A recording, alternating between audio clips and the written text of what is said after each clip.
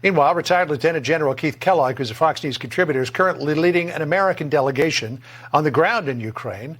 He's back in the capital city of Kyiv after seeing what things look like in the front line and elsewhere across the country, and joins us now from the capital city. So, General, these bold claims that Russia's defense minister is making about improving Russia's position in Zaporizhia, in the region southeast of the country, what's the real deal? What's the real story? Yeah, John, thanks for having me. And I want to thank the Weatherman Foundation for giving me the opportunity to go through this entire country the last week and a half, heading into 2 weeks. And we've been everywhere from Odessa to Kharkiv in the northeast, out to Izum, down to the Donbass region. We've kind of seen it all and got a real good feel from the military, from the government.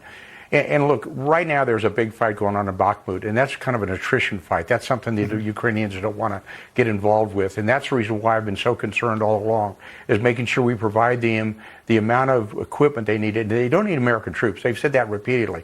They don't need any allied troops. They can do it on their own, but they need the kit to do it. And I really believe when you look at a culmination point, you're looking at the spring, the summer, and into the fall, and that's going to be critical for the Ukrainians to win this fight.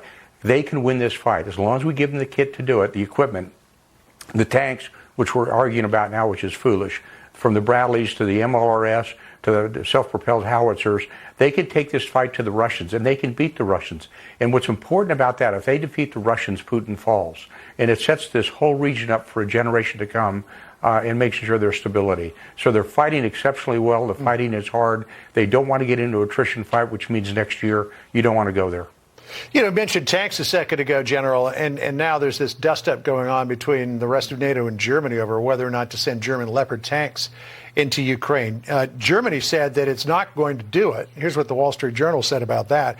Berlin's tank refusal is a self-inflicted wound. Many Americans think that the U.S. has to foot too much of the bill for NATO, and on this episode, they have a point. Unlike the Japanese, who are stepping up against a regional threat, Germany still refuses to lead after an invasion in its own neighborhood. Germany has since backtracked a little bit and said, well, if Poland sends German Leopard tanks, we wouldn't object to that. If Ukraine gets these heavy tanks, and the Leopard's a fine fighting machine, how could that potentially change the equation on the ground? Yeah, John, well, what it changes because then you can fight combined arms warfare, which they haven't been able to do. And what I mean by combined arms warfare, and here's how they beat the Russians. They align the tanks with the Bradley fighting vehicles, which is an infantry troop carrier, with the self-propelled howitzers, the 155s, with MLRS, with the air above them, and they create very cohesive fighting organizations. The Russians can't beat that, and that's the reason when we developed these systems years ago, it was designed to beat the Russians when they were the Warsaw Pact in the area of Germany. And look, I have no idea why this kerfuffle is going on. It's absolutely foolish.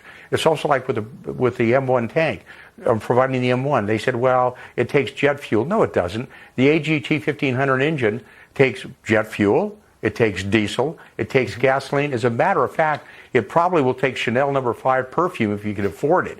But it's designed to put it together and fight together. And I believe they could evict the Russians from all this terrain inside Ukraine, but we've got to give them the opportunity to do it and the equipment to do it. That's what they're asking for. They're not asking for troops. They're basically saying, look, don't give us one HIMARS or two HIMARS or three. Give us a complete package. All right.